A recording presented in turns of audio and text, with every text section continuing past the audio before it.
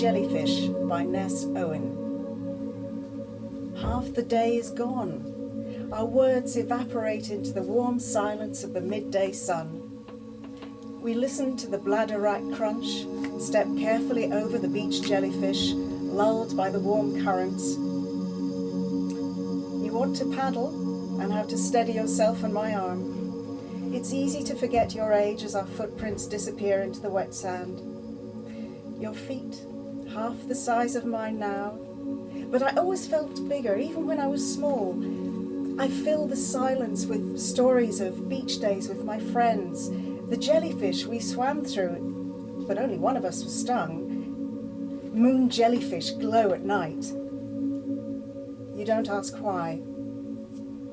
My thirst to know won't end, but why should we be the same? You don't remember the jellyfish stories or letting me go out on the bike with no brakes, but you remember the girl taken by the wave and the mother who couldn't lock doors in case one day her little girl would come home.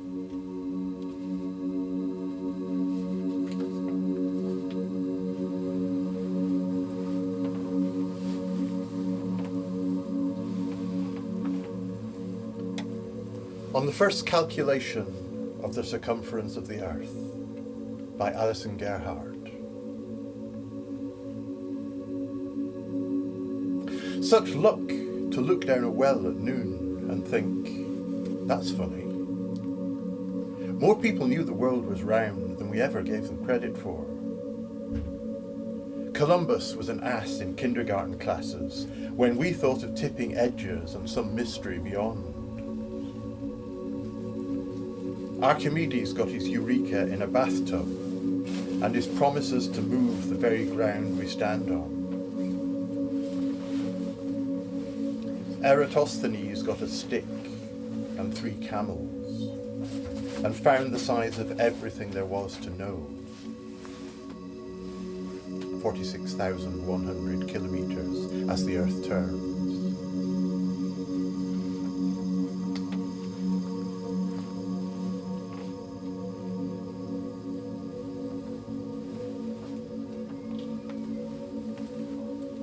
Pocket Watch by myself, Catriona Yule.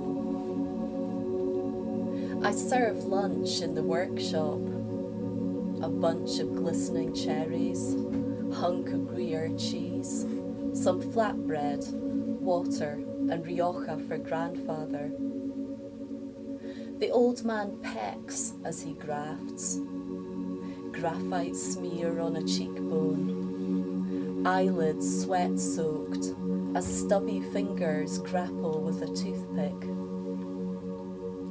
I pass him a rag over the bench, silenced by the concentration which fixes his face in a grimace, and watch the tiny spring cajoled into place, animating the dial.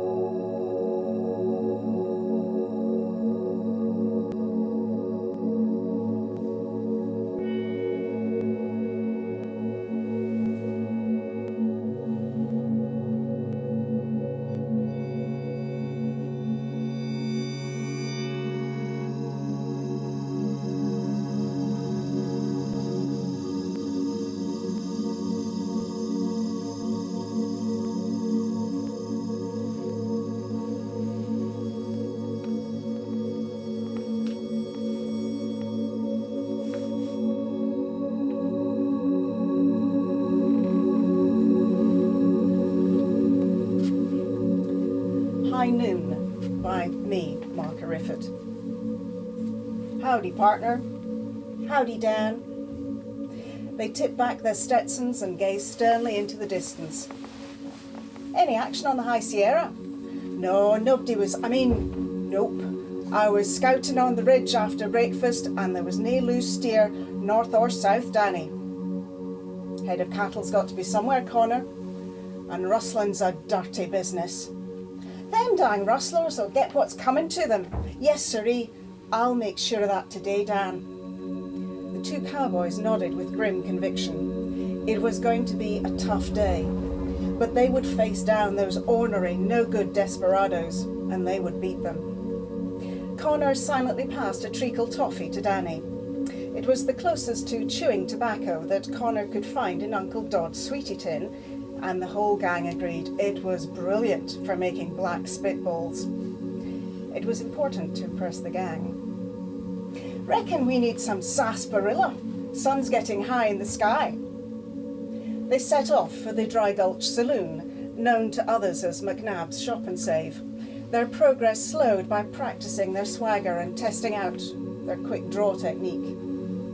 Cans of cola in their pockets, they negotiated the single carriageway of Skull River Pass, daringly crossing while the green man was flashing. And they avoided a tribe of marauding Sioux warriors in the guise of shrieking girls from the high school returning from their swimming lesson.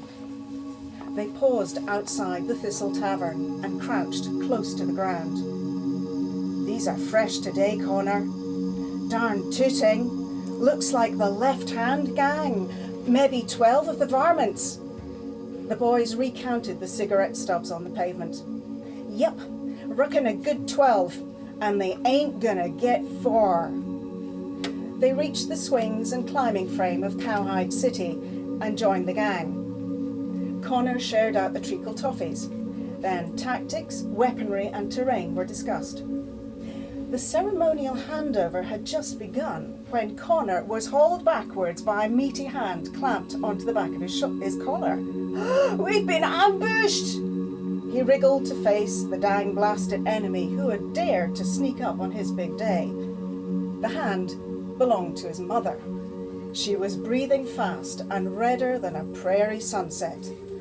Connor, Christ, I've been looking everywhere. You can't just bugger off. The social wifey's come in the morning. She's got to see both of us. She winced, pressed her free hand into the folds of fat over her ribs, and pushed her face into his.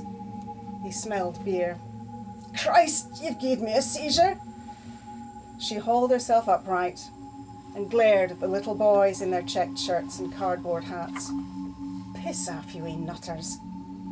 She yanked him by his skinny arm back in the direction of their flat. But Ma, I can't go back yet. It's my big day. Please, I've waited ages. Please dinna make me.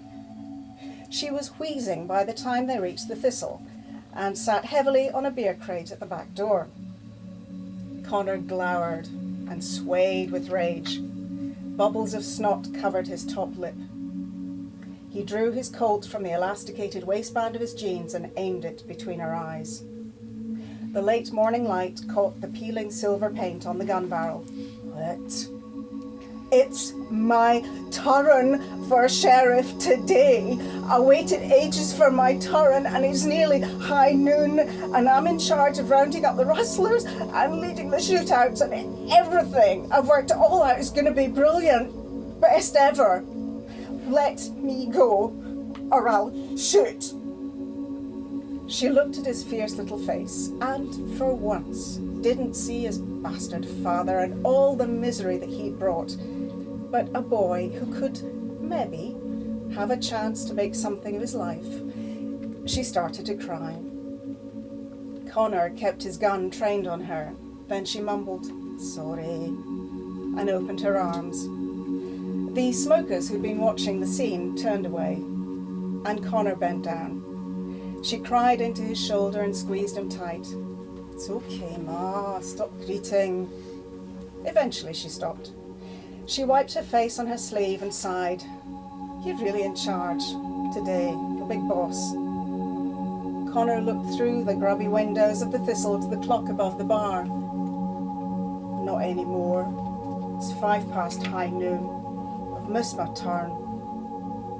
He reholstered his Colt and adjusted his Stetson. Come on, cowboy, the social wifey'll be chapping at the door. They walked in silence to the corner of their road. The family support worker's car was parked outside the block.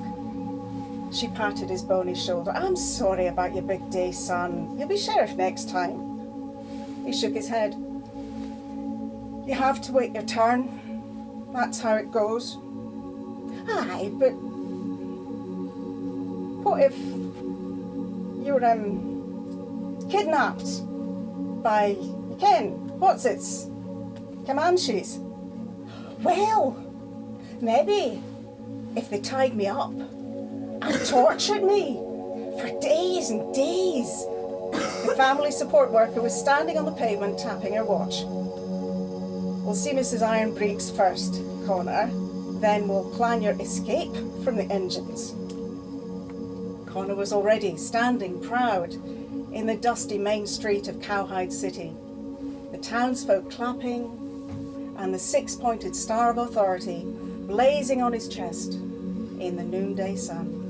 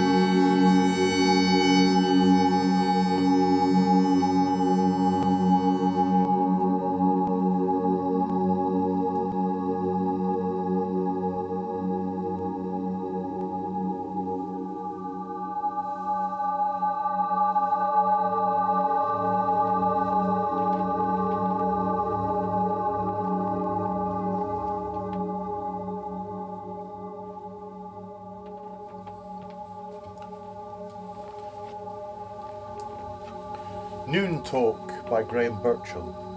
Noon is a Chanyin language of Senegal, spoken in the Thiès region. Noon Talk is vulnerable. Like December daylight, there's not enough of it. On the shortest of days, it shows me a slant of fine rain in the gap between my window and the wall of laurel opposite. There must be a word for such a condition, one more pewter than merely gloomy. In Senegal, where it is the same time, There'll be no talk of precipitation, of middays compared with metals, except perhaps gold or copper, or of it getting dark soon. In the city of Thiès, where it is also the shortest day, who will speak of it, sat in the shade of a giant baobab tree? They'll have other things to laugh and cry about, to string in sentences full of sand, pre-nasalized occlusives and geminate consonants.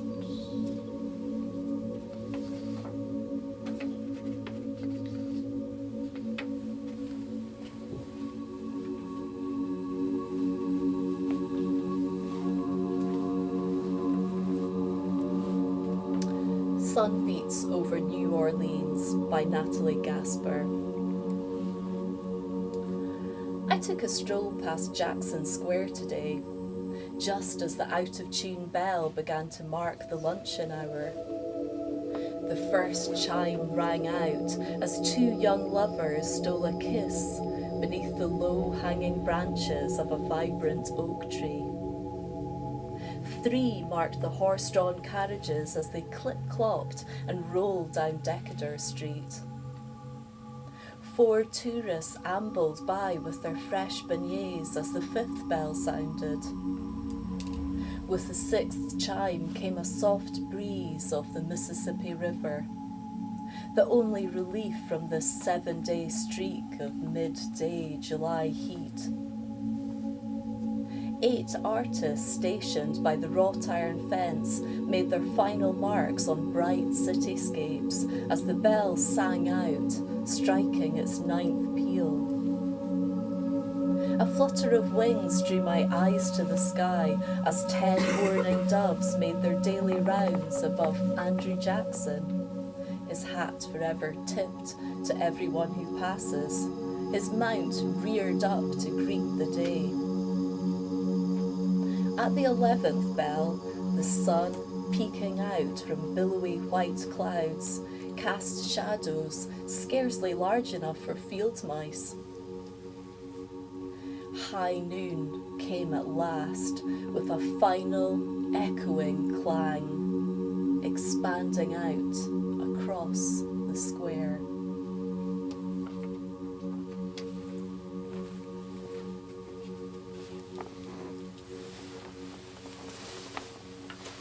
Arthur Streeton advises his students by Mandy Macdonald. No, none of that flat, transparent light.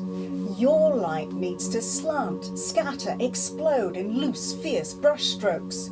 White-hot blades fallen off the sun to crash land among your gum trees. Smash the vertical design. Think of those skeleton trunks as maenads. You know the myth, don't you? Bacchus and his dancers. Sinewy, silvery, improbably upright. The maddening thyrsus wand, a shaken gesture of leaves high up. Thick flicks of grey-white paint, edged with sun, praising the light, its cruelty. Whatever pigments you use, think of everything as white. If there is water in these pictures but no blue in it, make it a quicksilver snake. The grass between the trees, a sheet of pale beaten gold. Out here, it is everlasting, violent noon.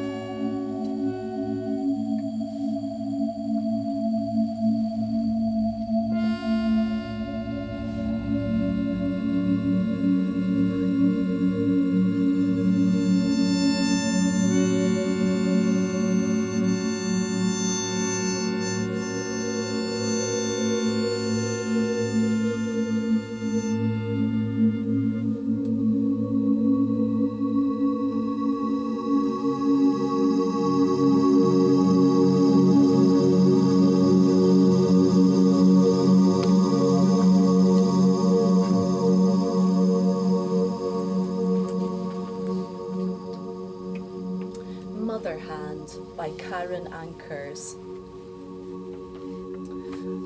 I'm late for work, as usual. Running round looking for my keys, as usual. How do they always end up down the back of the sofa? I run into the kitchen to grab some fruit to take with me, glance up at the old scratched clock to check the time. And that's when I notice the little hand is missing. The big hand is almost at 11. I watch impatiently to see if the little hand will peep out from behind it, but it doesn't. First thought, find an alternative method of time watching. Where's my phone? At the bottom of my bag. Of course it is. 11:55. Next thought, she'll be lonely. Where did that come from? I watch the big hand, the mother hand, and I know she'll just keep going, visiting each number before she moves on. She won't even notice her child is gone. Will she? No one noticed any change in me when you left. I made sure of that. I carried on, did all the usual things. I went to work, cleaned the house. Any gaps in my grey-scaled soul were covered each morning with bright clothes and makeup. Caught in routine like a fish in a net, I gasped for breath, and no one saw. The clock is only a cheap plastic thing. I should throw it away and get a new one. After all, that's what you do with broken things, right? But I can't. Suddenly I'm on my knees searching the tiled floor for a tiny piece of plastic, knowing that each moment that passes is losing me money. The little hand is nestled neatly in the grout between two tiles. I pick it up carefully and hold it to me, as I once held you. And then I get to my feet and look at the mother hand as she moves up towards the 12, where she would normally meet her child. And that's when I know work can wait. I might still catch the bus if I run. I'll mend the clock later with some glue, but right now, I can hold this child to its mother for one precious minute. And in that minute, I'll remember the time before you were swallowed by a uniform and learned to march to the beat of power and greed, before your steps were measured by shoe-shined rules, before they sent you to a country whose name I can't spell or pronounce to fight for a cause I can't understand or support. The doorbell is sudden and harsh as a hyena's cry. I'll ignore it. Whoever it is will go away. But they don't. The bell screeches again. I look at my phone. 11:57. I close the kitchen door firmly and move towards the clock. And then there's a knock on the back door and a face peering through the window. The face belongs to a head tilted slightly to one side. A woman. Hard to tell her age. She's holding up a pile of leaflets. I gesture to her to go away. I don't want to buy whatever she's selling. She's saying something. I can't hear through the double glazing, but I'm starting to read desperation in her eyes. 11:58. Behind me, the mother hand continues her patient journey. I take a step towards the window to explain somehow. And then I see the face on the leaflets and the word above the face.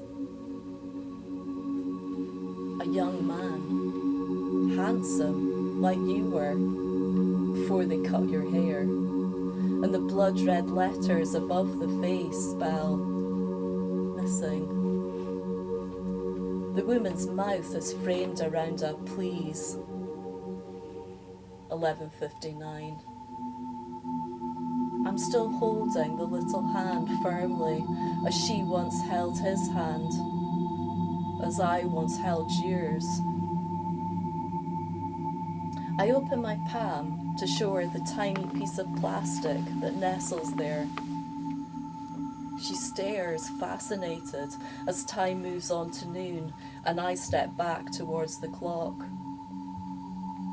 I reach up and hold the little hand to its parent. Our eyes hold each other, and she smiles and holds her arm above her head as she joins me in this curious ritual only a mother would understand.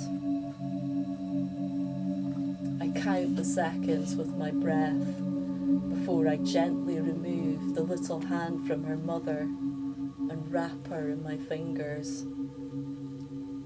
And the mother hand continues on her slow, smooth journey. The face at the window watches and smiles.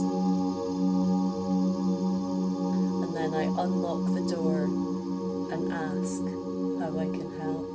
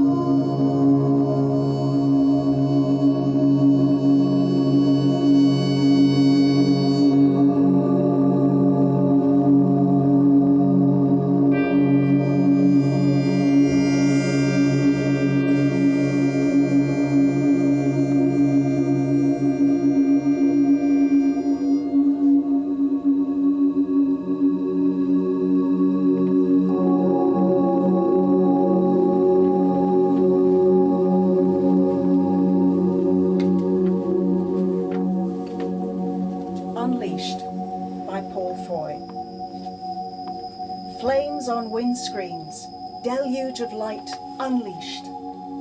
Tributaries of sunshine splash and snap against side street walls, roaming down stone-worn stairways to deep-rooted shadows, yappy dogs to an old hound. A solitary shaft slaps windows, challenging traffic, racing quick glances. A cocktail is shaken in tinted trails. Here, a glint off a razor as a neck is shorn in a Turkish barber's shop. In a flower shop, petals reach out, clear their throats.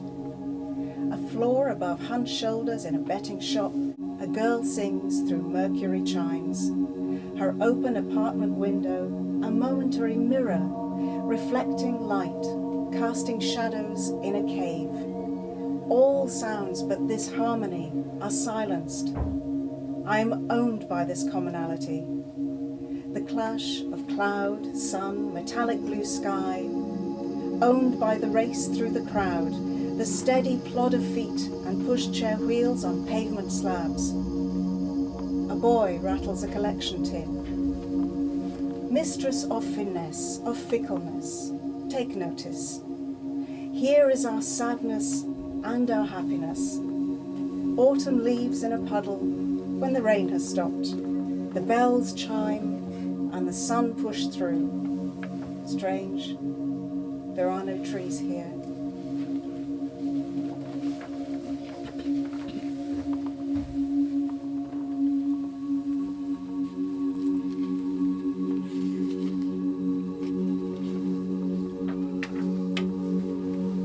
Autumn Noon by Ian Grosz. In the half-done day, before afternoon's pull, a pause, as the sun finds its balance between extremes. Darkness seems distant, as sunlight, gathered in a gaze drawn upward, recalls the long summer song, singing in the blaze of its midday. But waits, in the shrunken shadows of the leaf-bare trees, that live remembering the deep dark of winter to come.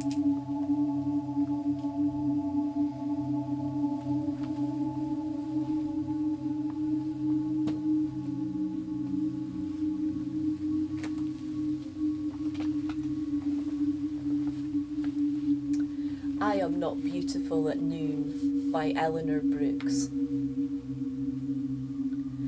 At noon, you think you have me where you want me. Hold me at bay, high on the tips of my own spears.